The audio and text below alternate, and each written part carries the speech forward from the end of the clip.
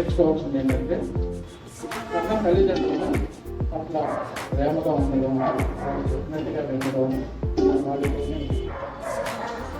ఆప్యాయంగా ఉండడం, వాళ్ళకి సపోర్ట్గా ఉండడం అనేది ముందుగా మీరు చెయ్యాలి.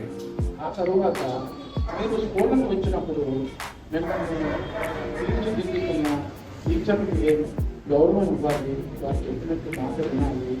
వారు ఏవైతే మీకు చెబుతారో అదంతా మీ భవిష్యత్తుకు ఉపయోగపడేది కాబట్టి వారు చెప్పినట్టు మీరు వినాలి.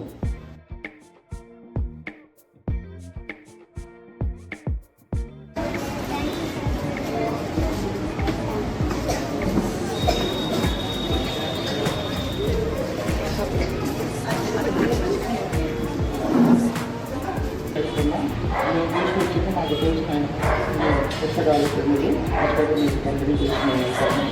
మేము చేస్తున్న మేడం గారు చెప్పినట్టుగా వృద్ధాశ్రమాల్లోని వస్త్రదానం, దుప్పట్లు ఇవ్వడము, పేద విద్యార్థులకు పెన్నులు, పుస్తకాలు, గ్రామీణ భాషలు. నమస్తే అండి. ఈరోజు మా పాఠశాలలో శ్రీ పరంజ్యోతి సేవా సమితి విజయవాడ నుంచి విద్యార్థులందరికీ కూడా నోట్బుక్స్ అందజేయడం జరిగింది. నోట్బుక్స్తో పాటుగా పెన్ను, అలాగే బిస్కెట్ ప్యాకెట్ ఇవ్వడం జరిగింది.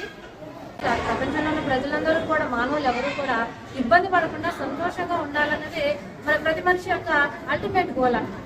ఆ అల్టిమేట్ గోల్ అనేది ఎలా సాధించాలి, ఎలా చేయాలి అనేది వాళ్ళు ప్రాక్టికల్గా మా విద్యార్థులకు చేసి చూపించారు.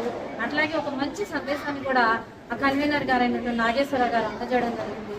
వాళ్ళకి మా పాఠశాల తరఫున, మా విద్యార్థులు, అలాగే మా స్టాఫ్ అందరి తరఫున కూడా కృతజ్ఞతలు తెలియజేస్తున్నాం. Thank you.